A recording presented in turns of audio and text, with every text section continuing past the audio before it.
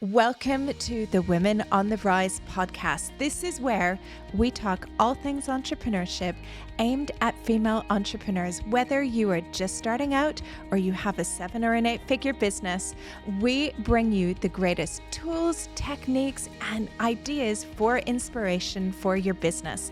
I also interview some of the world's leading entrepreneurs from all over the world to hear about their businesses and what they've done to grow and scale their businesses. I welcome you to join us in our journey for Women on the Rise. Welcome to another episode of the Women on the Rise podcast. And today I am joined by Helen Farmer, who is a broadcaster and also an author. And if you live in the UAE, Helen is absolutely no stranger to you. She is very well known. And I am so excited to share her entrepreneurial and author story with you today. Welcome to the podcast, Helen. Oh, thank you so much for having me. It's very weird to be on this side of the microphone. So if I start interviewing you, it's just reflex. It's okay. It's my comfort zone. But it must be quite nice in a way that you don't have to prepare and you just have to sit here and go, it's very exposing. I find it really interesting because I'm used to being the one that crafts the questions. You know, we prep for the radio show every day and we have outside broadcasts and I'm the one that's in control. So this is quite an interesting exercise for my brain. Okay, well, you'll have to give me my score at the end. I've seen and watched you and I love everything that you do as an individual and just the amazing work that Female Fusion does for the community, society and individuals. So I'm a big fan. So thank you for the invitation. Thanks, Helen.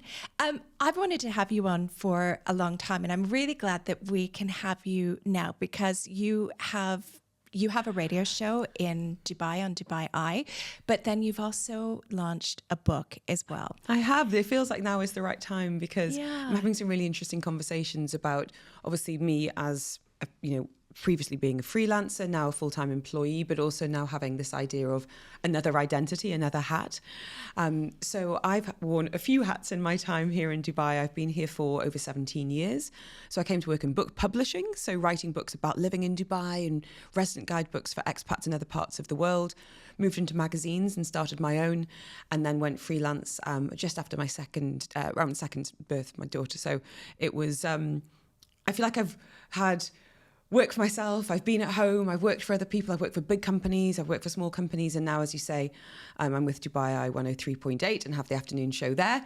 But I also have a social media presence that I kind of juggle, and now, why not? We'll throw a children's book into the mix and just really test my powers of time management. But it's been really wonderful actually to have conversations with other mums and working parents in particular, and with kids about the topic that the book kind of tackles, which is this idea of where does mummy go when I'm at school or nursery? Yeah, and well, we hosted you a few weeks ago at Female Fusion. We did a little mini book launch for you. I love your events because I look out and just see hundreds of really encouraging faces. And I know it sounds ridiculous given what I do, but I find public speaking quite scary. But everyone was asking amazing questions. Yeah. Everyone, I think, really understood the concept of the book and this idea of the juggle and the struggle is real. And I had a blast. So thank you again for that invitation. You're welcome. I love bringing together women who are nice because you know what I mean, right? I do. Because I think, and I even remember professionally when I started out my career that there was always this, women are horrible to each other. They can't work with each other. Well, there's only so much room for so many women, and then it starts getting infighting. Yeah, and we've proven that doesn't exist. But I think also as well that that's very much like the message we give within the community, because I'm like, I don't care if your competitor is here because you can't service everybody. And there's something that probably your competitor does that you don't do. There's room for everybody. And there's always room to learn from people as well, hugely. Yeah. And I love this idea of kind of collaboration rather than competition. And I think about this quite a lot in the social media space of going, well, she's got a lot more followers than me, or who could I, but it's not actually, as you say, there is room for every viewpoint, every market. And some of the kind of the most fruitful collaborations I have done would be with someone that might be perceived as a competitor. Yeah. And that's it's not good for my mental health to be in that headspace at all. Well, and everybody has an audience, right? And it doesn't matter what size your audience is, that you can see people who have 500 followers who are actually more impactful than the ones that have, and maybe more profitable as well. Yeah, 100%. Yeah. But perception, I think, is quite an interesting thing that we need to challenge ourselves on when we use social media. This idea of what's real, what's not real, who's smashing it, who's not. And I think, and I say that as in my 40s and pretty social media savvy, I still find myself falling into those traps of going, oh, that holiday looks nice, or her children are very clean. Yeah, my children never. Feral in our house, absolutely feral. Yeah, but actually that brings me to something that I wanted to talk about. I'm going to jump around with a few different questions, because you are so good on social media, and anybody who we're going to include your link in the show notes. But the thing that I like about your content is it's very real and it's very authentic. Jen, I'm genuinely too tired to try and be somebody else. Yeah, but I think that's what people really relate to, because when you do a post, and I notice that you do a post, and there is so much engagement and so much that everybody so relates to it. That really means a lot to me. It honestly does. So I started a social media account when my daughter was about 6 months old. And it was this idea of no one else is being that real in Dubai about motherhood. It was very polished and professional photos and all of that. Whereas I was, struggling with breastfeeding. I was struggling with going back to work after just a few months. I was, trying to find where can I get 5 baby grows for 80 dirhams rather than 5,000 dirhams for a baby Dior outfit, that kind of thing. So that's when I started, and I have tried to be really kind of true to that the whole way through. As I said, it's exhausting to try and put on a persona. It's exhausting to do work that with a company that doesn't echo your values. So I have really, really tried. I am struggling a little bit right now at the kind of juncture I'm at social media, because I'm very conscious that my girls are getting older. I'm trying not to feature them on social media so much. Then I start to feel like, am I holding back? Am I being truly authentic about what I'm going through and what they're going through? Because it's a very complicated space for kind of mum bloggers to navigate. Of course. Because, you feel like you want to be as open and authentic and, these are my children, so people can relate to you and you have these moments of connection. But there almost needs to be, things that are ring-fenced for privacy, for they don't need to know everything. Yeah, and also as well, I guess, as they get older, because I featured more Eva, because she's 15 at the moment, but we've had times where she's been like, I don't want to be on your social media. Fair enough. And even I interviewed her on the podcast about 18 months ago. She was one of my first interviews, and she said, you can interview me. She said, I want no pictures. I don't want anybody to know what I look like, but I'm really happy to share my voice. And her reasoning for that, and it was interesting at the time, and we're doing another interview, but she said, I don't want my friends at school to make fun of me. Isn't that interesting that we're kind of going through these shifts of ideas of, chasing followers, but I'm hoping that generation, that kind of alpha generation, which my kids would just be coming through, are really prizing privacy. That's something to be, treasured. And I think that's actually quite wonderful in some ways. I mean, obviously there's the flip side of that, and you've got kids that want to be, YouTubers and, be kind of quote unquote famous. But you be you, right? Like if that's what you want to be. Yeah, but also examine your motivations behind that. Totally. My younger daughter, who's 7, said to me the other day, she was like, oh, I'd love to have a YouTube account. And I was like, why? Well, let's explore this in a kind of casual way on the school run. And she was like, oh, I want to help people like Mr. Beast. And I was like, okay, that's cool. But there are other ways of helping people without it being on social media. Yeah. So it's an interesting thing to try and examine. I mean, I'm so lucky with the radio show that I get to meet some amazing people and kind of learn from them. And we did talk about cybersecurity last week. And she was an incredible expert, Farida, she's called. And I checked my phone just during the news, and she started following me on Instagram like minutes before I started interviewing her. And I was like, oh, she's totally looking at my account, seeing. She's going to judge she's me. Like, she's assessing how safe I am. And I said to her, I was like, I'm feeling really self-conscious because I know you've just followed me and you're probably thinking, well, she shouldn't be doing this and she shouldn't be doing that. And she was like, oh, please don't feel that way. It's, it's such a personal choice. Yeah. But her points were around obviously safety and protecting from predators, and never post in real time where you are. Obviously things around where you live and the children going to school and names and things like that.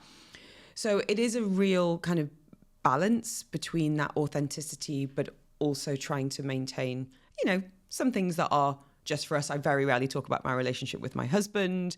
But so I think it's important for me to be showing up, and also I've always written, right? And Instagram is a form of me relating to other people, but also sometimes working out things for myself. I'll frequently do a post or write a caption and never post it, because actually the act of working out what's going on or thinking about something has kind of served its purpose, and it doesn't need to be public. So I think, any kind of writers watching or listening to this will understand how powerful it can be to start to distill what's going on in our lives, in our brains. And sometimes that is for public consumptions, but sometimes it's just a case of writing it in a journal or in your notes section on your phone, and you get what you need from getting it down.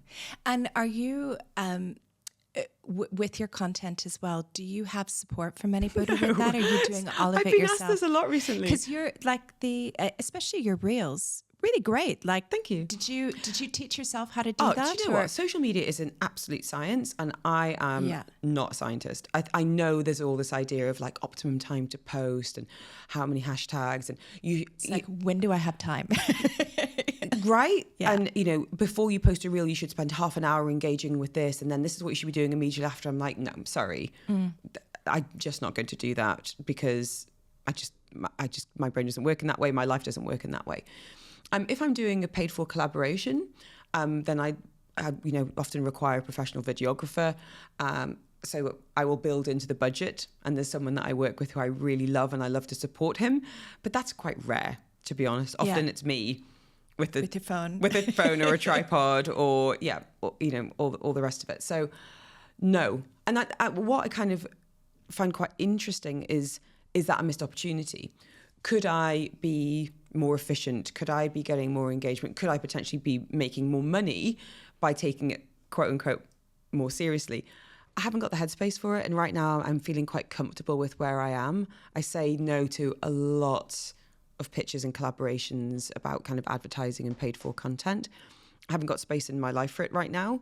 And sometimes it feels like homework, even if it's a company that I really like, even if it's a company that, I would love to support or showcase.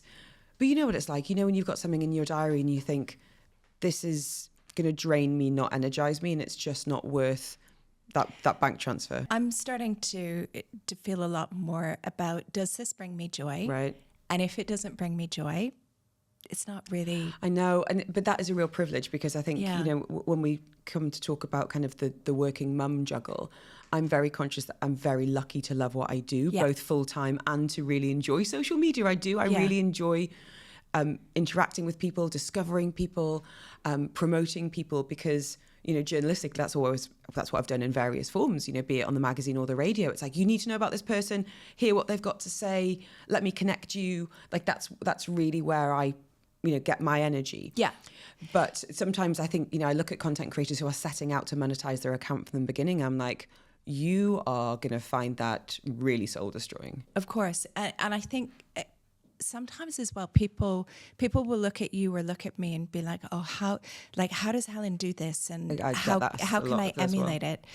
But the thing is it's kind of like, it took you how many years to get there? And I think I've been on Instagram now for, must be about 8 years, around that time. And, I could probably do with a bit of a cull of the many posts of, here is my hot chocolate, here is a sunset, cares. I don't care. I really don't care. Go do a deep dive into it. I really don't mind. But I think the reason it does resonate is because I didn't set it up with the idea of, this is going to be a revenue stream for me. That was a kind of a happy and sometimes unhappy byproduct of wanting to share what I was going through and connect with other women.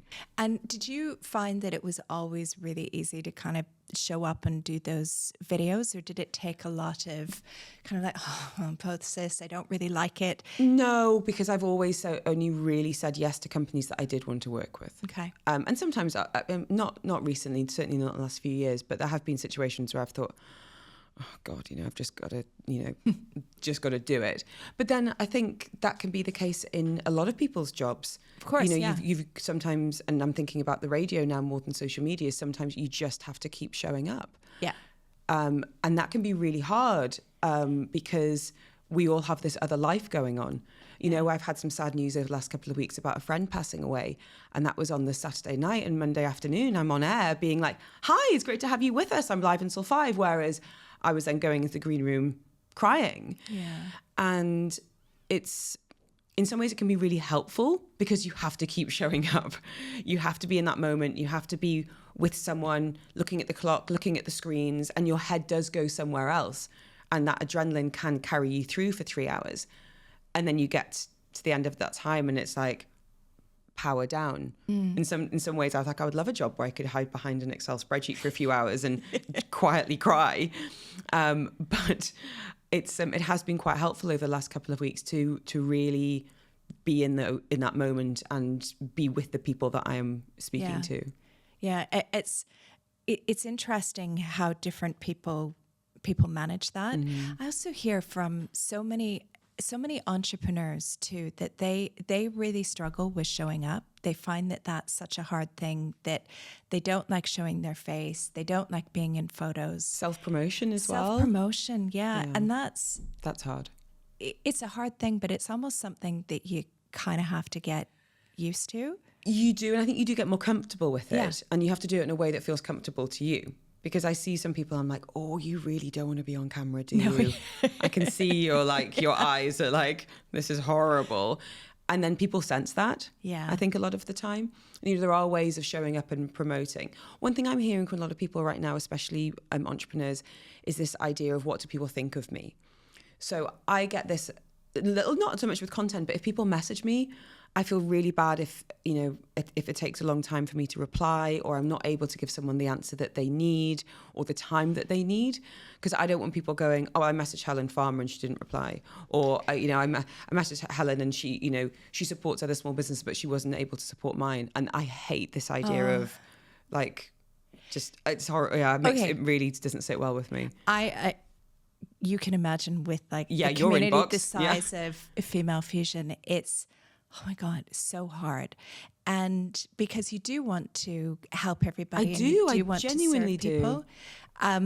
But the thing that I started doing, and it was really hard in the beginning, is I stepped back a bit, and the messaging was very clear on, I get so many emails, I get so many DMs. I can meet you. I am going to be here, and here. And if you would like to come and talk to me there, I will be online here, but I can't do individual DMs. Because this is the thing, it's kind of boundaries with other people, but it's also boundaries with ourselves as well.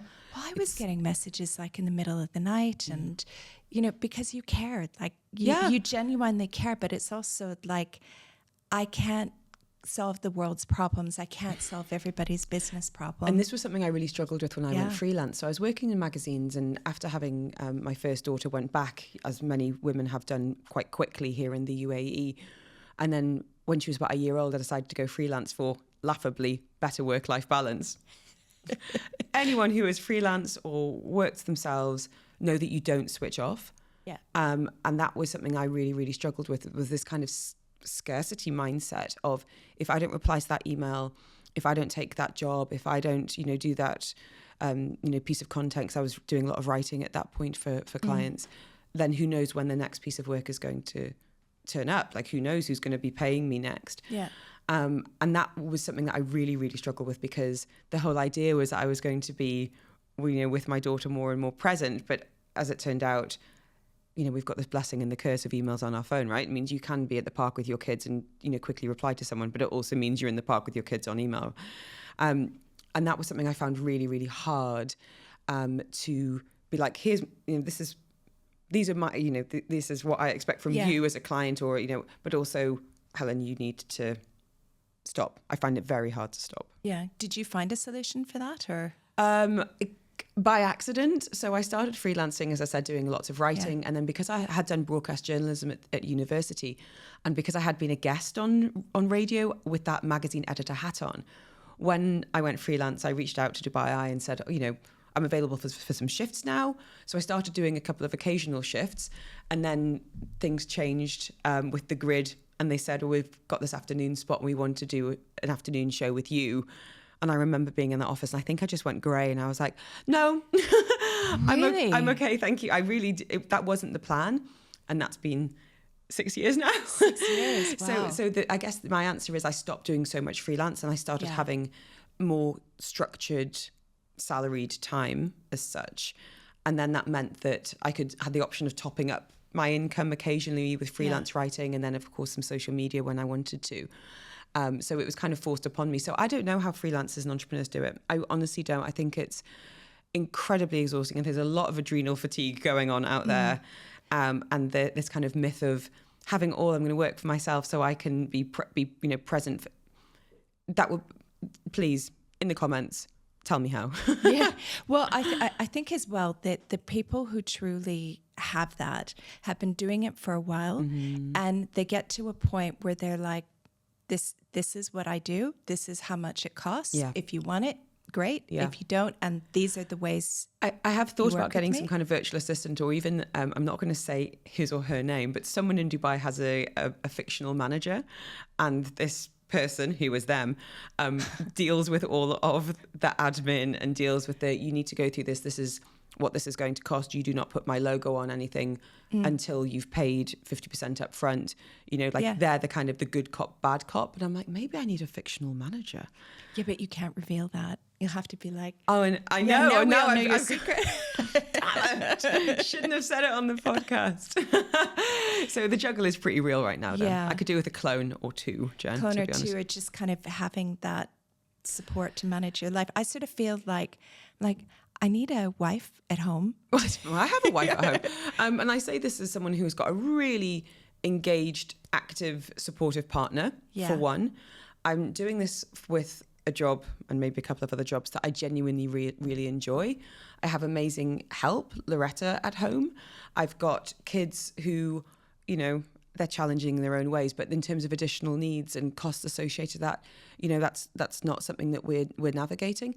And I still struggle. But your girls are quite independent as well, aren't they? They are in some way. I mean, getting older. They're getting well. This is what I'm starting to learn, that kids just need us in different ways as they get older. Yeah. You have those early years where it's all the lifting and the feeding and the the carrying and that kind of more physical side, and then the night times, and then as they're getting older now, kind of 7 and 9, it's more of the emotional side. It's the navigating friendships. It's am I giving you enough contact time to allow you to open up and talk about what you need to talk about? And what I find is when I'm feeling disconnected from my kids and I haven't had that time, then their behaviour is more challenging. Okay. Wait till you hit 10 till 12. Oh, God. That is, especially with girls, I found that was like the most challenging, that it was like hormones flying, and in the morning you would have she would be a devil in the morning. Like I would drive her to school and she'd be like, "Wow. Your hair looks terrible. I can't believe your outfit. That's just disgusting. How could you go to work like that? Really vicious and mean." And you were like, "What?" And then I'd pick her up from school. She'd be like, "Oh, hey, Mum.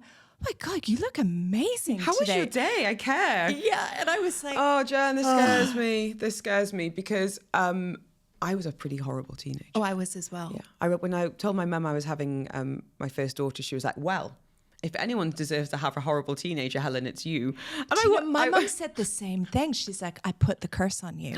I was like, well, for one, I was a horrible sleeper. Okay. But secondly, as a teenager, I'm, academic and bright and I got all the good grades, but we were quite naughty. We were quite deceptive. And there was lots of kind of going out places where we said we were somewhere else and, all of that. I wasn't being arrested or anything, but we definitely pushed the boundaries a little bit. Where you could have potentially been arrested. Yeah, potentially. almost definitely. But so I'm kind of mindful with my kids. I'm like, Mum knows. Yeah. Mum knows. Well, that's good because we know all the things that they can get up to because we've done it. It's like the dinosaurs in Jurassic Park. Like, life finds a way. Those kids will find a way of rebelling in some shape or form. But I do fantasize sometimes about taking some kind of sabbatical or delayed maternity leave to really be with the kids. And then I kind of snap to it and go, that would be terrible for me. It would be terrible for them. So how can I carve out more meaningful time with them on a more, daily, ideally regular basis to have that connection and presence and really be there, because I'm very conscious that as they become teenagers, I want them to come to me. Yeah. Even if they know that I'm not going to like what they've got to say. And that does start now. It's like, I'm available to you, I'm listening, and I'm not always available to them, and I'm not always listening, but I'm kind of trying my best. And that I've found with Eva, because Eva's a bit older now, is that she does have that independence, but she also sees, me working, and she sees like a lot of my friends who are entrepreneurs as well. And she's like, I think that's super cool. That's nice. And doesn't have, because I always carried this guilt, like she's going to hate me because I wasn't like at, the school for this or at everything, because you do get called out on that. Oh yeah. Like, oh, so-and-so's mum was there. Why didn't you come on this school trip? I remember the famous one was I got called by her school. I had a meeting. I dropped her off at school and I had to go to Abu Dhabi. And her teacher called me and said, it's Egyptian Day and Eva doesn't have a costume. You need to go home and get one. And I was like, I'm in Abu Dhabi and I don't have a costume. So they made her wear a costume from the Lost and Found that smelled. Listen, keeps them grounded. Keeps them grounded. And to this day, she's like, remember Egyptian Day? She's like, that was probably your biggest parenting fail. Yeah, but and I think about this a lot. I forgot Phoebe's swimming kit last week, but I'm also like, you're 9. Like, maybe you should be suffering the consequences. So I can't be everything. I take the kids to school every morning, and then we have a driver that we share with a few families that bring them home. And the way my day works is I'm kind of available for the crafting at 8 a.m. or the work showcase, or sports days are often in the morning. And then my husband's work, he works much earlier. He does kind of 7:30 to 4:30. So he does a lot of the picking up of the activities, the choir performances that I missed a couple of weeks ago, all of that. So when it comes to getting those phone calls from school, I am unable to pick up my phone between 2 and 5. Yeah. Right? I'm not ignoring you, school, but also my husband's name is literally one column down on the Excel spreadsheet. Right. So he has a phone. Yeah. So can we start maybe calling the dads too a little bit more? I think that would be useful. Be nice that schools would do that sometimes. There's been some feedback. Yeah. Let's just say. But my kids love, like, they've got a real thing about me picking them up from school. That's their thing. Why can't you pick us up from school? So-and-so's mum pick. And then on Fridays they go out for a drive-through, and I'm like, okay, I hear you. However, I cannot be there. And when I can, it's amazing. Yeah. But this is what we're working with right now. Yeah. I mean, if I was there, then we would probably not be living in, a home the size that we do, and we probably wouldn't go on holiday, because that would mean I would not be working. And they're not going to, that's not going to be important when they get older. And it's not. Like, come on, they're going to look at it and go, oh my God, my mum's this amazing superstar, and look at what she's done, and she's written all of these books. I hope so, because I don't think kids realise that it is all for them. But I don't think they do. They don't realise now, but they do when they get older. It takes some longer than others. A bit of perspective. Yeah. But we do the best we can, right? Yeah, exactly. And I think we need to kind of show ourselves, and I'm talking about me, I need to show myself a bit more self-compassion. I'm really hard on myself about things like this, especially now, because I'm coming home, and as you can imagine, as you know, when you're on in the way that I am with the radio, I come back with nothing in the tank. Yeah. Like, the chat level is zip. And then I've got my husband who wants to talk about his day. I've got kids who need to think, and I'm like, oh God, like, I really need to rally here. Can I not talk because for an hour? Strangers have been getting the best of me, and you're not. So it's been really hard. But I hope the book does go some way. And in the front of the book, I say, to Phoebe and Tabitha, because it's all for you. And try not going to cry. Did even put tissues out on the desk Jen. Oh, sorry. I didn't think I was going to make you cry. I hope that they realise that this is my way of contributing something to children's lives with books, but also explaining to them why I can't be always at the choir concert. And it's something tangible. It's something they can hold. It's something my youngest daughter read to her class a few weeks ago, and I was bawling when I saw the photos of that, sitting up there so proud reading her mum's storybook. I was like, okay, then this is she's got it, all I need. Yeah. Let's talk a bit more about the book, because I want to dive in a bit about like the whole process, logistics of writing the book, logistics and coming up, because a lot of entrepreneurs get told, well, you know, you should write a book, and people want to write a book, but they're not sure how to get started. So what does that process look like? So as I said earlier, I've always loved writing, and sometimes that's private and sometimes it's public. And I think everyone who's written professionally, certainly, has always had this idea of a book being the pinnacle of their writing career. And for a lot of people, that can be a book about their experiences, you know, memoir, a novel. I always thought that I would write, and maybe one day will. But the book that I needed to write at this time in my life was the book that I actually needed to read a few years ago, which was a book helping out other working parents. So the premise of the book, it's about a little girl called Olive who asks 1,000 questions every day, much like my children. I have a little note section in my phone of the questions my children ask, and many of them, the book editor said, was completely unprintable. But that comes out on the wedding speech. That's when that comes out. Right. Oh, well, good point. Collecting that. Yeah. Like, can you milk a monkey? I got asked the other day, do you have any ex-husbands or ex-children? I was like, not to my knowledge. So it's about, what have you been watching? I don't know. Who knows what they watch? So it's about a little girl that asks all of these questions, but she's never asked, where does her mum go when she's at school? So the book explores, you know, during her day, she has all these ideas of what her mum could be doing. And she talks to her classmates about one of the little boys' mums has a job, and she's thinking, well, you know, what would a job look like? And at the end, obviously, they come together and they have this exchange about, you know, I do have a job and this is why I work. And this was born out of this idea of the guilt that I've had over the years and the questions I've had from my children, which are things like, do you like your boss more than me? Why can't you be? Some days, yes. Why can't you be there? You know, so-and-so's mummy works, but she does this, and, you know, all of this. And we're also offering up this idea of the possibilities of careers and adventures throughout our lives as women, and the opportunity to change jobs and show children what they can be. And it's not about nailing down to a child when they're, you know, 4, what job you want to do, because I think especially now, some of the most interesting people we know are still working it out, or they've changed, or they've had a realization. You know, long gone are the days of, you know, deciding at 14 you want to be an accountant and doing these A-levels, doing accountancy at university, and that's what you do until you die. You know, that's changed an awful lot.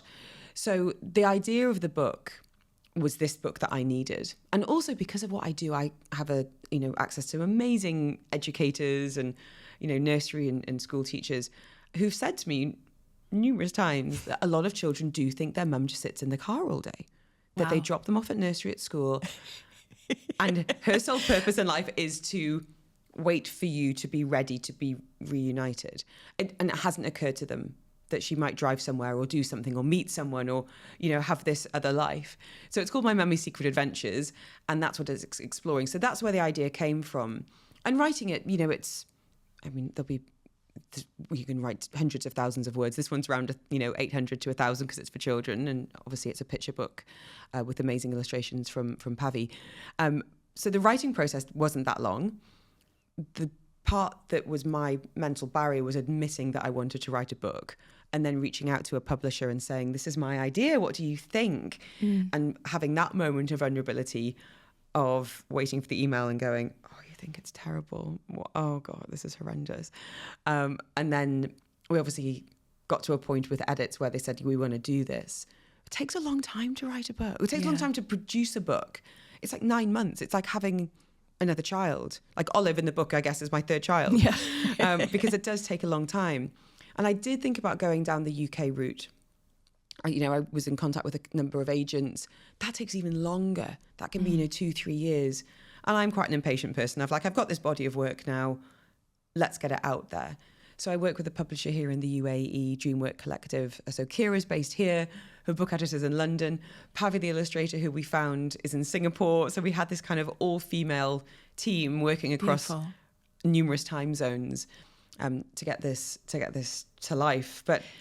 But the book is available. So I was checking to see where you could find the book at the moment, and it is on Amazon in the UK. It is, and we're going to be in bookshops in the UK, independent as well. So what the Dreamwork Collective does really well is they go to international book fairs. There's lots of talk about translation. So yes, the first kind of, it's only been out, less than 2 months now, is here in the UAE, but it will, be available internationally. And that was also a conscious decision in terms of how successful I want the book to be, is my value, I guess, is here in the UAE. I have the radio, not that I talk about it on air, but, I have social media here. So in terms of connecting with people, being able to go out to schools, then what really should have been done from the UAE. And I'm really, really glad that it's been, to see it being printed in Dubai was really cool. Pretty cool. But it's also pretty cool that it's going to be carried across a number of different markets. And I've had some amazing pictures of here it is in Turkey, here it is in the UK. I'm taking it home to Pakistan. And that's been really cool kind of to see the book in the wild. It's pretty wild. Yeah. It is. And then I think you were saying to me as well that you're thinking even of doing a book launch in the UK, right? Yeah, I hope so. I'm not sure when that's going to happen, but I would love to. Yeah. And then obviously we're lucky enough here to have some amazing festivals of writers coming together. So we've got kind of festival season. So I think I would love to go back to the UK because I feel like that's a big challenge as well right now. We're really lucky here in terms of childcare provision with the amazing nannies and helpers we have in our lives. And the UK, it often falls to grandparents, to wraparound care. And it's hard. It's a house of cards. It's hard, yeah. I speak to friends in the UK and it's a case of if I am a minute late for nursery pickup, that's going to cost me £1. Or if I get sick or my child gets sick, the logistics around it are nightmarish. So I think it would be, really resonate with a lot of women in the UK. So I'm glad it's going to be there. That's great. And I'm looking at doing book number 2 already. So it's been a whirlwind coming back to needing a clone. that would be great. But it's been lovely to have conversations with other mums. Yeah. And have the gratitude from other mums saying, these are the questions I get from my kids is, why aren't you here? Why do you work? What's a job? All of that. And we can be very real with our kids, which is, do you like going on holiday because I'm paying for that? Or, mum, whatever that might be financially. They don't need to know how much their school costs, but they need to know. Oh, mine know. Do they? Of course they do. I know. And then they're like, if you have a sick day, that's equivalent of, of course mine knows. I don't, because maybe mine are younger. Do you realize how much this costs? Because the other day I got, there's a trip to Japan next year. And I was like, that's probably 30,000 dirhams. Yeah. I was like, do you know how much this is costing? Do you know where this comes from? So I think they do need to know that I work for enjoyment and genuine enjoyment, but also because cost of living is real. When we first moved here, there were very few kind of dual income households in Dubai. And I think that's changed an awful lot over the years for many reasons. Yeah. One is to do with cost of living. The other one is obviously now there are fewer barriers in starting your own business, and that's fantastic. And I'm really pleased to see women in particular starting their own businesses, having a side hustle. I think the UAE government's done incredible work around that. So I've had lovely feedback from women saying, thank you, because I think books can be this amazing vehicle conduit for having conversations that can be quite difficult. Yeah. And I've also had some hilarious conversations with kids about what they think their mum does all day. Okay, tell me the most hilarious. I mean, it's just lots of the idea of she works. Okay, let's explore that. What does she do? Where does she work? Oh, she works on her computer. So this has been quite interesting because I think it's prompted this curiosity in children. Now, I'm lucky in the sense that my work is quite tangible. The girls can come to the studio. They can see the microphones. They can hear me on the radio. That's quite easy to understand. Yeah. But if you are doing, I don't know, marketing for a fintech company, that's very difficult for a child to conceptualize. Yeah. I mean, I've got friends. I don't fully understand what they do. And we've been friends since we were teenagers. And I'm like, Rachel, what is the name of that company that you work for? Just so I can Google it and ask more informed questions next time we speak. So it's I was thinking, do you have this book for grandparents? Because I think like a lot of us have like parents who are like, so what is it that you do? My father-in-law thought my husband worked in HR for two decades when he was in PR. One letter difference, very different industries. Yeah. So that's been lovely. And a lot of the questions I've had from mums is, how can I stay connected to my kids when I'm working away or when I'm at work? And I think what's been really useful about this kind of question and exchange has been demystifying what we do rather than demonizing it. Of mummy's not there, mummy's not available. But you can imagine where mum is because you've been into work, or here's a picture of, mum and her colleagues. And, my kids love asking questions about the other presenters on Dubai Eye, and they'll say things like, who's the nicest person on the radio? And I'm always like, oh, it's my producer, Milani. And they're like, Milani is very kind. They love this idea of being able to picture where I am. So I think that would be my advice to anyone that's struggling with that. If you have got the opportunity to take your child to your workplace, to explain a little bit more about where you are when you lock the door on your office at home and what you're doing. I think kids really need that abstract aspect to be taken away. So it's not just mummy can't be there for me. Yeah. It's a sense of purpose. Yeah, that's really interesting. I used to bring my kids to the office quite a bit, and their favorite thing, the stationery cupboard. Yeah, for sure. It was like, I don't care what same. you do, stationery cupboard. Yeah, staple stuff. Yeah. So I was quite lucky. Yeah. My mum worked in this kind of quite unusual building in Newcastle on the quayside. She worked for an organisation called English Heritage, which is all about preserving buildings and what my dad called rotting piles. These like kind of lots of Hadrian's Wall stuff. But her office was this kind of Tudor building, and it had hidden tunnels, great for hide and seek, and wonky stairs, and like that was exciting. But my dad was a quantity surveyor, and he worked in a very boring office. But even going into his office and seeing the pictures that we'd done behind his desk pinned up, or my dad never smoked, but you would make him a clay ashtray, and seeing it on his desk was like, oh, we're here. Like he does think about us. So this idea of whole person at work, I think, has become a really interesting conversation, especially post-pandemic. Yeah, well, and thank you for creating that book and kind of having that space so mums and parents can have those conversations with their kids. It's been useful for me as well. Yeah. It really, really has. So I'm glad it's in the world. I'm glad it's been received so well. The only bit of negative feedback I've had is from a couple of mums, which was, we don't know how to answer the questions that Oliver's asking in the book, because there's a page where there's all the questions, and they are all questions my kids have asked, which is, where was I before I was born? When was the first sunrise? Why don't crabs have eyebrows? All of this stuff. And they're like, I'm going to have to Google. Why didn't you create the answer key? I know. You need there's almost like a website that's needed. That's a like great idea. The answer key. So you can start building up the community for the book for the next one. Great idea. You can thank me for that idea later. I will. Copyright, Jen. Thanks, Jen. Female Fusion.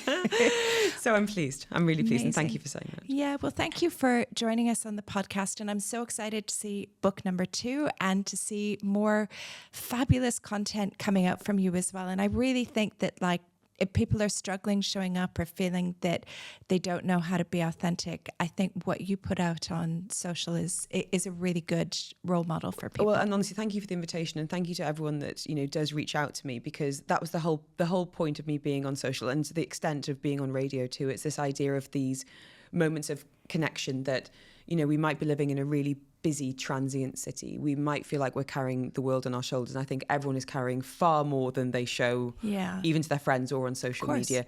But we are so far from alone. And I think, your community is a brilliant example of people finding their tribe and really kind of rising together. So thank you. Thanks, Helen. I am so passionate about scaling up businesses. I want you to have the most profitable business that you can possibly have. And that is why I delivered 10 masterclasses, my absolute favorite masterclasses that will help you scale up your business. I live delivered them, but The greatest thing is I've also packaged it together that you can access it today and get access to these 10 masterclasses that will take you through everything from financial management to creating your strategy to using events to new business development and creating your elevator pitch. Not only that, things like building your email list and creating lead magnets and freebies. All the things that you need to scale up your business. You can access it today for the special price of $97. If you go to femalefusionnetwork.com/scale up, you can see everything that's included and get immediate access today.